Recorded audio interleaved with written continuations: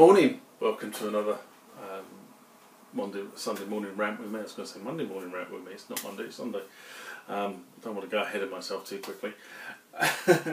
I find it interesting that I'm just about to sort of do a sort of big piece to camera about the Roland System8, and I'm actually sitting as we sit here with what I call my Korg stack. So on this side of the studio is my M1 and my Kronos, whereas that's my Jupiter ET and that's my D50 on the other side of the studio, which are all covered up at the moment because I'm not playing them today. Anyway, I digress. So yes, today's rant is brought to you with the number 8 in true Sesame Street style, the letter R and the colour green. So why do I say that? So number 8, System8, letter R, Roland of course, colour green. Well, if anybody who's seen any videos about the System8 knows that the entire backdrop of the keyboard is green LED. So, my vested interest, I said last week, I have ordered one. I'm a little bit annoyed that my delivery date is the 31st of October, so I've got over a month to wait for mine to turn up. Doesn't matter how many strings I would like to pull, I can't get them any quicker. But then again, on the flip side, I'm wondering whether sort of there's a massive firmware update to be done straight off bat. And the reason I say that is because I've seen a number of videos from Roland being released in the last week or so, and the first one, the first chapter 0 of the videos on the System8 says how to update your firmware. So that seems to imply to me that there is a firmware update coming straight down bat. Another sort of reason why I'm thinking that is because a lot of the videos that are now circulated on YouTube about the System8 being put in front of various professionals, I would say they seem to be pre-production pieces of equipment because things are not working. I saw one from somebody in Australia who was looking at the System8, and effectively there was nothing in the 106 and the Jupiter section working, and no preset patches on that particular piece of kit. And I've seen a number of videos where similar things are happening, bits aren't working correctly. So that will seem to indicate that these are pre-production pieces of equipment.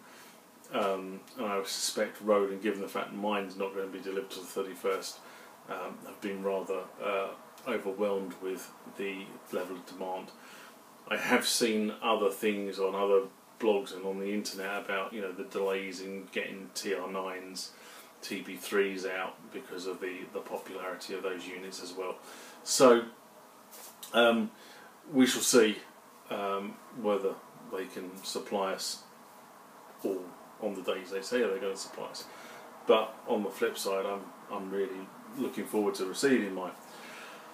So what more do I know about the System8? So having seen everything I've seen so far, I'll come back to some of the more sort of interesting bits on the front of the keyboard itself, but what really interests me is about the back of the keyboard. So on the back of the keyboard there are 3 quarter-inch jacks. One is for CV, one is for gate, and one is for trigger pulse. So effectively, with the CV and the gate, you can use the System8 to trigger sort of third-party, say, rack mount modules, etc., and they can all be triggered from the System8 itself using its internal clock. Or you can obviously, if you say for example you've got an older piece of kit that only has CV, you can trigger it using the CV style stuff, which is all well and good. But what I like about this piece of functionality is the fact that you can actually have something triggering the CV and the gate from the MIDI source. So you don't actually have to have the System8, you don't have to be playing the System8, you can actually have the MIDI coming into the System8 and using the System8 effectively as a bridge to trigger the CV and the gate. I quite like that. Not sure how I use it. I really don't have in my studio, as it's currently set, much in the terms of Eurorack or CV triggered stuff. I've never really got into that side of music. I know people who have. and make really interesting pieces of music doing that. So so we'll see what happens. Maybe I'll get into that. But then again, I quite often think to myself, I've got far too many pieces of kit to play. I have to rotate things in and out of my studio. So that's really interesting. On the other side, there is another 1/4 inch jack there, which is for triggering. So effectively, you can use some sort of pulse signal from another clock source to trigger the arpeggiator on the System8. Again, not sure how I would use that at the moment, but quite like the idea of that, of having an external clock source to trigger what the System8 is doing. So that's really sort of interesting. The other thing I found really interesting about System8 is the fact that Roland, on this particular model, have also included a slot for an SD card. So effectively you can plug an SD card into the System8 and back your patches up onto the System8 rather than backing them up onto a computer. I do like that functionality, especially if you're going to take the System8 on the road. Now at the moment, I wouldn't say never, but at the moment I have no intention of taking the System8 on the road. But what I do like is the fact that there is the ability to back it up to an SD card, and obviously when you arrive somewhere you can just wallop the SD card in and recover the patches, which also means that if you're on stage, you could actually program the first set up and then have an SD card in the back and then just overwrite the first set with your second set. That I quite like. I've always quite liked that idea, so I do like that. So moving on to sort of the front of the System8, there's been a couple of comments I've seen floating around on the internet about 8-voice polyphonic. Now people have taken that to mean that it's 8-note polyphonic. It's not. It's 8-voice polyphonic. So what I don't know at this point in time, I can't really find any literature for it, but I've seen the manuals have just started and I haven't really delved into them yet. But what I have seen is that you can definitely play multiple notes, but you can layer each one of the voices on top. So what you would do with a modern synth now when you're creating a full patch. And the System8 is an 8-voice polyphonic synthesizer, which basically means you can layer 8 voices over each other on the synthesizer. Now what you can also do is you can either have 8 voices layered across the entire synthesizer, or you can split them 4 and 4, so 4 to the upper part of the keyboard and 4 to the lower, doing them all around upper part of the keyboard. So it's not 8-note, it is 8-voice. And we probably need to be clear about that, because people are sort of going around saying, why would Roland make an 8-voice, 8-note polyphonic keyboard? When, say for example, the Montage is 256. They haven't, is the honest answer. And I would imagine that the System8 is probably at least 64, if not 128 key polyphonic. And I say at least, it could be a lot more. So that's the first thing that's sort of come out. I've seen that quite a few times on quite a few blogs. The other thing that I like about the System8, and as I said, the reason why I'm buying the System8 in its first guise is because of the Jupiter and the 106. So they come as specific plug-out modes on the keyboard itself, and they should be preloaded when the keyboard comes out of the box. Although, having said that, as I said, straight at the beginning of this, there is a view that you might have to do an update straight off bat to get definitely the 106 in. Jupiter should be there though. What's really interesting though is the System8 comes with 4 plug-out options. So effectively you're going to have the System8 mode, which is a pure synthesizer, the Jupiter mode, the 106 mode, and then the third mode, which will be, I say third mode, that's actually the 4th mode, isn't it? Which will be the for downloaded from computer. Now whether you'll be able to download and overwrite the Jupiter and the 106, I'm not sure at this point in time, but the 4th one is definitely sort of going to act more like what the System 1 does now, which is you can either have it in System 1 mode or you can have it in plug-out mode. In the Jupiter it's going to have either, and then the Jupiter and 106 from what I can see of the information that I've seen so far. Which is really interesting, because what I'm looking forward to is having the expanded plug outs for the System1 available for the System8. So I don't have the Pro Mars on my System1, but I do have the 101 and the 102 synths on my System1, so I'm quite looking forward to sort of having the extended octave range with those two synthesizers and just see what comes out of that.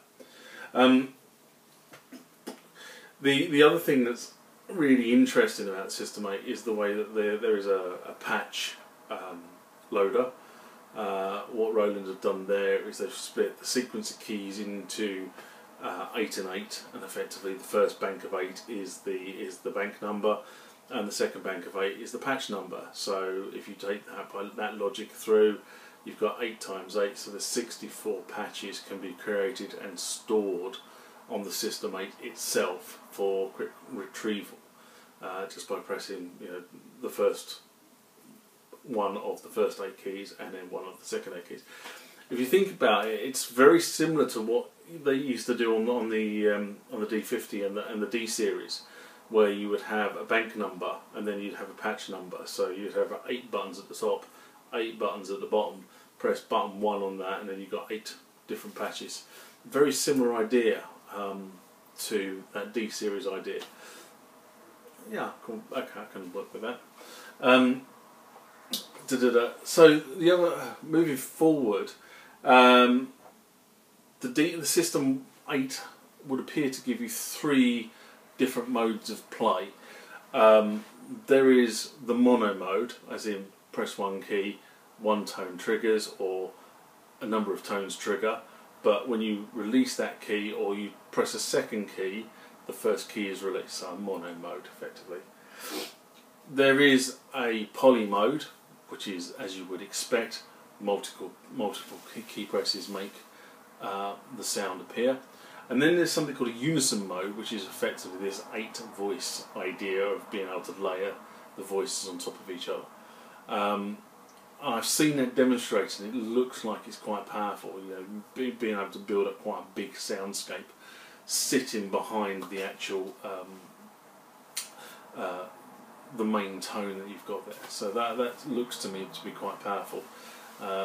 Definitely what I've seen so far, the unison mode would be something I would use.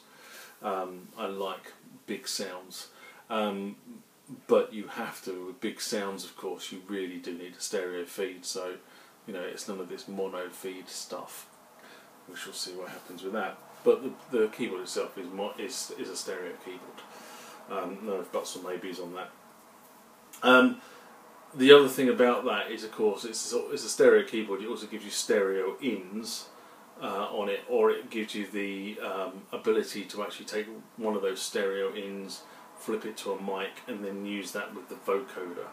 So I haven't seen very much on the vocoder. I do like the vocoder idea, but very few people seem to be on the internet with the pre-production kit demoing the vocoder. There is one video I've seen where they demo the vocoder, but other than that, not seen an awful lot of people playing with the vocoder at the moment. Whether that means that on the pre-production equipment that was put out for review, the vocoder software isn't working or isn't included, don't know. But the inputs are there for the vocoder, or for playing around with the signal processing using the System8's front panel. And again, I haven't seen much of the system processing, but I suppose over the coming days we'll start to see how you can actually put a stereo signal in and probably route it, I suspect, through at least a minimum of the effects section of the System8. So you'll be able to sort of put some of the effects onto that signal before it is routed straight back out. So we shall see how that works. Obviously everything on the System8, as you'd expect, the arpeggiator, the step sequencer, the filter time sinks, you can put all that and you can sync it all together so it all works in unison. And obviously you can then put it into an external mode and you can trigger the whole lot from somewhere else. Now the way I have my studio set up is I tend to use my MX1 as my master clock source. and that's not because the MX1 is the best in the world of clock sorts. It's just that it so happens that everything else seems to be tied into the MX1, and it makes it much easier. So when the System8 comes along, I expect that to be tied into the MX1 as well. Now, what this does, though, present is a really a dilemma for me. So with the MX1, and I've said this quite a few times on quite a few rants when I've been talking about this. So the way I have my studio set up is I have my System1, my TR8, got to get it right, my TB3, and my MX1 all chunked together using USB. I then also put my Jupiter through my MX1 as well, using USB. So that's the four USB sockets on the MX1 used up. I haven't bought the vocoder, the current vocoder for the ARIA series. Number one, I wasn't quite sure how I'd use it up until this point. I do have some ideas about using the vocoder on some stuff I'm doing at the moment. So, and that's probably where I'm going to push the System8, use the vocoder on the System8 instead.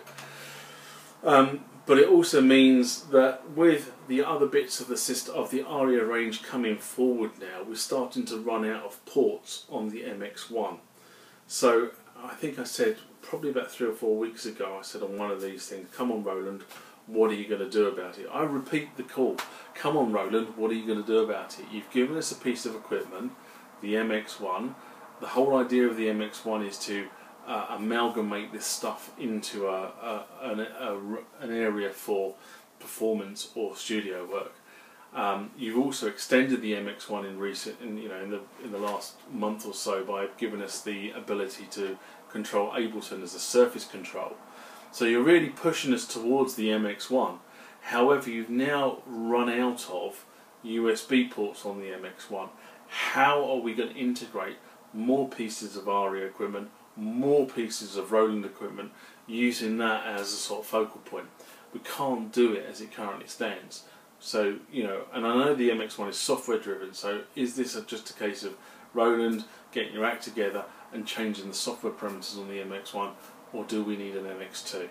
Do we need something with a bit more robustness, more USB ports to start supporting this wider range of Roland equipment that you are pushing out and pushing us towards that USB interface to computers and other pieces of equipment? Come on, tell us what the strategy is, please. Moving on to the Arpeggiator. The Arpeggiator on the System8 is, in my view, the same Arpeggiator that we've got on the System1. I can see no difference to it. Obviously, with the Arpeggiator on the System1, it's sort of, you can choose how many octaves you want it to go up and down and what sort of step rate you want. The System8 seems to be exactly the same in terms of how the Arpeggiator works, how the key hold works, how the transpose works. All that stuff seems to be very similar. There is an interesting feature on the System8 that I do like though, and that is the ability to effectively lock a chord in. So you can go to the Arpeggiator, you can lock a chord in, so say for example you play the C, so G, C and E, whatever combination you want that. You can lock that chord in, and then the Arpeggiator will then transpose that chord up and down as it triggers, which I quite like the idea of that. I really do like the idea of sort of being able to program in very simply what it is you're asking the Arpeggiator to do, and then a very simple Arpeggiator on top of it. Let's see. I haven't seen very much about that. I've seen that on a few videos, but I do like that feature. Moving on, there's been lots of talk about 3 oscillators. I'm really not going to say very much about the 3 oscillators. There is one interesting feature on oscillators 1 and 2, which is all to do with they've got a sort of something they call a variation button. This seems to change the harmonics of the waveform that you've chosen to give you different dynamics. And I've seen that demonstrated a couple of times. It's very, very interesting. I wouldn't like to say it's sort of like a colour wheel, but it does actually sort of blend in with their colour control on against each oscillator. So you can select a waveform, select a variation of that waveform, and you get something different, and you get something different to play around with. So I do quite, again, that's another feature, interesting feature I like on that, would be able to play around with the subtly with the waveform.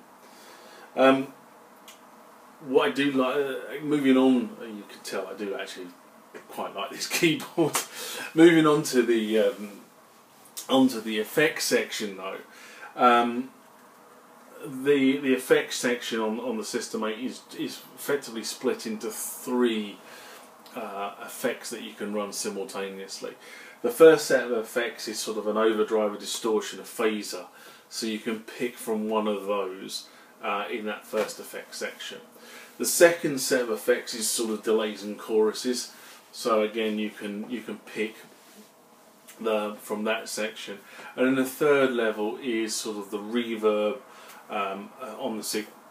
Now, so effectively you can't pick and choose different reverbs and different delays and choruses as far as I can see, but you effectively can work through, your workflow will be, what do I want on in terms of distortion and phasing, how do I want a delay or a chorus, and how much reverb am I going to put on the signal. So that seems to be how the effects section is hanging together, so it's quite interesting. The other thing I do like about the System8 is, against the System1, System1 is very, very manual in terms of you twiddle a knob and it changes, but you're not quite sure what the value is being sort of retained against that knob.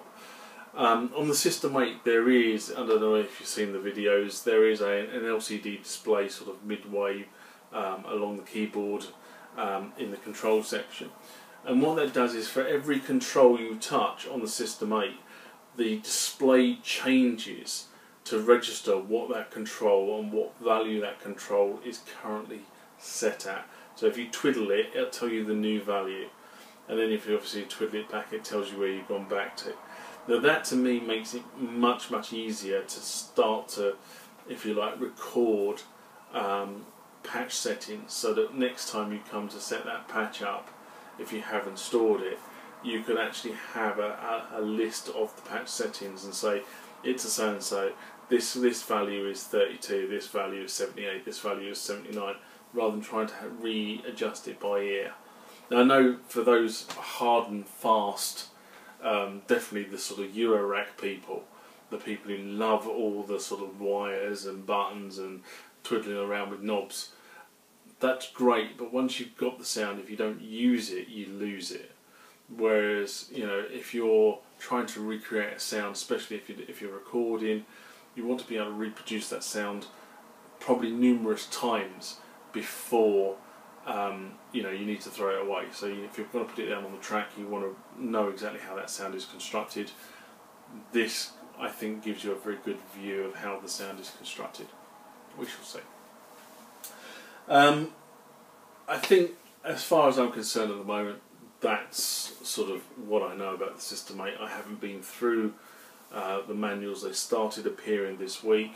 I honestly haven't sort of sat down and read them. I'm wondering whether I will sit down and read them before the keyboard arrives. You know, it's sort of like bedtime reading, I suspect. And I've got far too many things to do. I mean, it's when the keyboard arrives you dive into it. But what I wanted to do with this rant was just sort of give you some stuff, if you like, about the System8 that doesn't seem to be, you know, you see videos online at the moment and people are diving in and they're playing it and they're twiddling knobs. Really what I wanted to do was sort of take a step back and say, well, you know what, yeah, it does all that stuff, but also it's got all this really neat stuff built into it, which is the reason why I bought it. Anyway, I'm going to shut up now. I'm going to leave you to your Sunday, and I shall see you next week. Bye bye.